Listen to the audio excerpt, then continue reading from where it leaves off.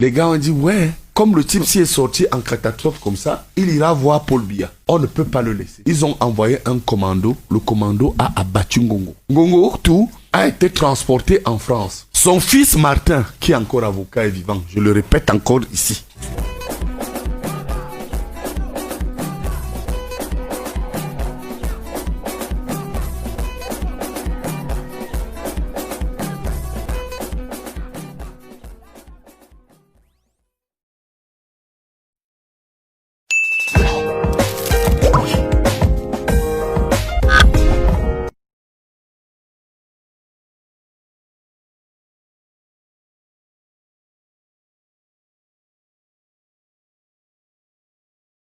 Je voudrais démontrer que oui, lorsque vous êtes un bêtis et vous adhérez au complot de sabotage du président Paul Biya, les gens vous laissent prospérer. Mais lorsque vous refusez le complot, les gens vous regardez en guise d'illustration. Lorsque à un moment donné, notre grand-oncle, donc l'oncle Aolinga, Aïssim Voro, c'est mon grand-père. Le grand-père, merci. Voilà. C'était le cousin direct à mon grand-père. Quand il s'est constitué, personne n'a attaqué tout ce qui était autour. On a même vu les Roger Tchungi, anciens ministres, dire qu'ils sont les directeurs de campagne. Lorsque Edouard Tutus, le ministre Edouard, a touché et frappé durement le président, il a même dit, je me rappelle dans un journal, que le président est plus riche qu'on en pense. Vous voyez que très vite, les gens l'ont laissé. Il a fallu que l'État active.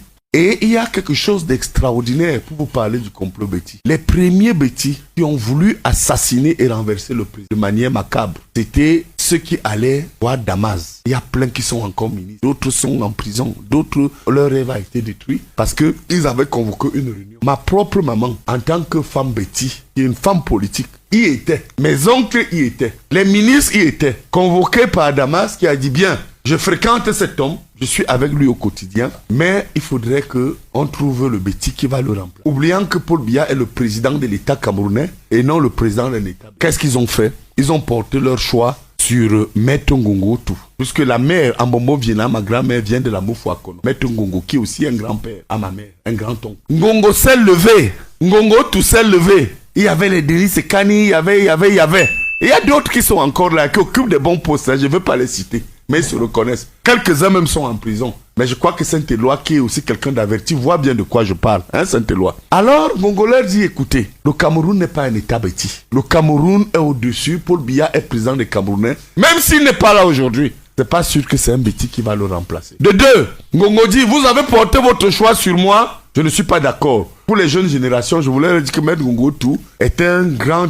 Il est rentré de France, il a fait criminologie à Gaston Saporta à Marseille, il a été procureur de la République, il a été directeur général de la PJ et il a démissionné pour devenir avocat. Et qu'est-ce qu'ils ont fait? Ngongo a dit, si c'est pour ce fait que vous m'avez appelé à ces réunions, qui se tenait chez Feu Ongba Damas, prétendument ami du président, je me retire. Ngongo a claqué la porte. Il est rentré chez lui à Mélène, près de la gendarmerie. Les gars ont dit, ouais, comme le type s'y est sorti en catastrophe comme ça, il ira voir Paul Biya. On ne peut pas le laisser. Ils ont envoyé un commando. Le commando a abattu Ngongo. Ngongo Ortu a été transporté en France. Son fils Martin, qui est encore avocat et vivant, je le répète encore ici. Son fils Henri, le jumeau à Martin, est là. Son unique fille, Valérie Ngongo, ma grande cousine, Evie. Martin nous écoute aussi. Il est avocat Maître Ngongo. Quand nous arrivons en France, on m'appelle. Il y a Hervé, il y a Laurent Biakolo, il y a Valérie Ngongo, il y a moi et quelques-uns. Nous allons à l'hôpital Salpé. Il est sorti un peu du coma. Il avait déjà ouvert les yeux. Nous sommes restés avec Maître Ngongo. Son avion était arrivé, je me rappelle, très tôt le matin. Lorsque nous sommes sortis de l'hôpital vers 16h, les mêmes gangs petits qui sont devenus des criminels, certains ont pris l'avion. Ils sont venus à l'hôpital Pitié-Salpêtrière. Ils ont achevé Maître Ngongo. Quand vous entendez souvent parler la mort de Maître Ngongo Tout, la mort d'un vin, la mort de... Et c'est ce qu'ils sont en train de vouloir faire à Amourou. Vous voyez la relation? Oui. Parce que la vérité est qu'aujourd'hui, ils veulent liquider Amourou Belinga. Comme ils ont éliminé Ngongo Tout, comme ils ont éliminé un vin. Et le problème qui se pose aujourd'hui, quand le corps de Ngongo est rentré, ils n'ont même pas voulu l'autopsie. C'est ma maman, la sœur de Ngongo, Madame Gango et les autres qui sont allés prendre le corps. C'est dans la voiture de mes parents qu'on a mis le cercueil de Ngongo. Et on a arrêté parce que les gens ne voulaient pas l'autopsie. Donc je voudrais donc vous dire que cette affaire que vous voyez là, vous n'avez pas tort de dire que les gens disent que Biya est fini. C'est l'impatience. qui touche ces gens. Mais regardez des drôles de coïncidences. On convoque la réunion, c'est le jour où Kamto sort. Et ces gens ont le sang dans les yeux. Ces gars-là, pour la plupart même, ce sont des sorciers. Des gens qui aiment le gris-gris. Si ces gens continuent, nous allons parler... Moi, je vais sortir les noms de leurs marabouts.